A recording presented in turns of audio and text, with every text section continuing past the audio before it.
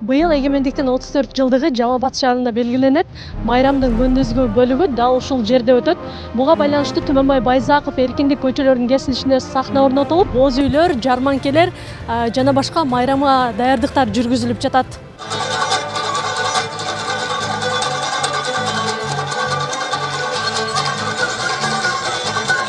Облусубуздун район шаарлары бүт бардыгы өнөрлүү инсандар катышат. Эртең менен саат 9-дан кечки саат 18:00-га чейин болмокчу. 3-төн 4-кө чейин сыйлоо азем болот.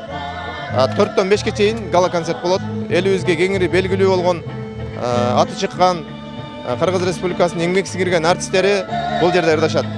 Биз буга чейин өзүбүздүн ишканабызда филармонияда даярдандык. Ал эми бүгүн болсо ошол генеральный репетиция. Бүгүн район шаарлардагы бүт баары келишкен. Бул жерде ирети менен биз даярдыкты көрөбүз. Анча жарабай калган номерлер болсо алынат. Анан эң негизгиси биздин министрликтин буйругу менен бул жерде жандуу концерт болот. Андыктан жалпы көрөрмандарды чакырам мен бул жерге саат 9-дан 18:00-га чейин Жалал Абад шаарынан келген меймандарга, жергиликтүү тургундарга биз концерт беребиз. Эркиндик көчөсүндө Жалал Абад облусунун район шаарлары боз үй тигип, кол өнөрчүлөрдүн көргөзмөсү уюштурулган. Ал эми Түмөнбай Байзаков проспектисинде 7 облус жана 2 шаардын атынан боз үйлөр тигилип, 3 категория боюнча сынак өтөт. Бул жакта эми 3 сынак өтүп жатат. Булар ошо эң мыкты кыргыз боз үйү, улуттук даамдар жана када салттар сынагы өтүп жатат. Эртең менен 9-да башталат, эртең 30-августта башталат.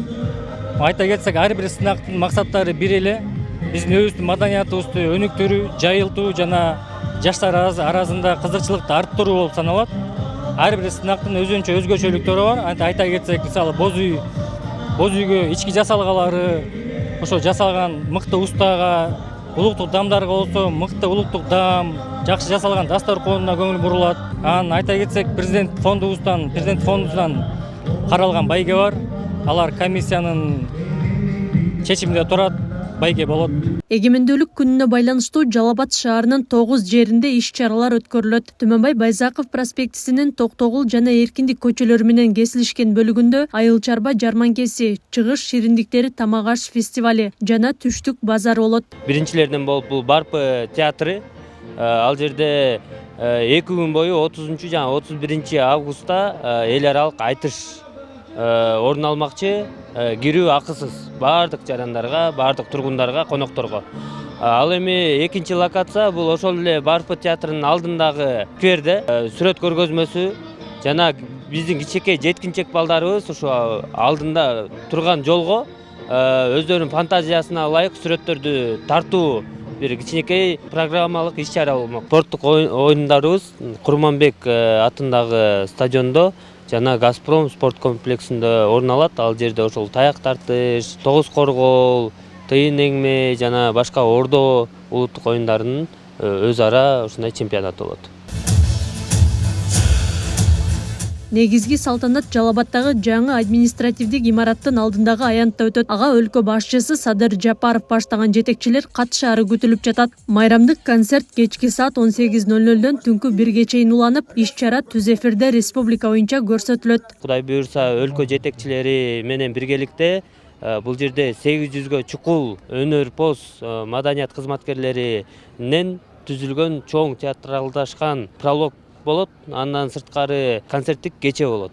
Концерттик кечеге Кыргызстандын жылдыздары эле эмес, чет өлкөлүк дагы жылдыздар чакырылган. Четин айтсак, бул коңшу мамлекеттен эле ОЗОда европалык ырчы Боссон, Николай Басков ушул дүйнөлүк деңгээлдеги ырчыларды биз күтүп атабыз. 30 август күнү Жалал Абад шаарына кирип чыгуучу жалпы 8 жолго блокпосттор коюлат.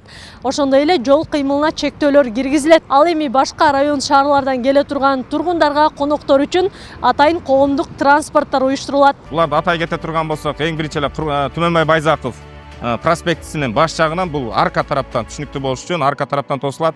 Андан келип эле Обул ГАИнин алды бул Жунусалиев көчө менен Байзаков көчөсүнүн кесилишинен жабылат. Барпы айылына кетчү объездной жол деп коебуз. Объездной жол бул азыркы күндө Чымбердиев көчөсү болуп калган. Ошол көчөнүн башынан жабылат.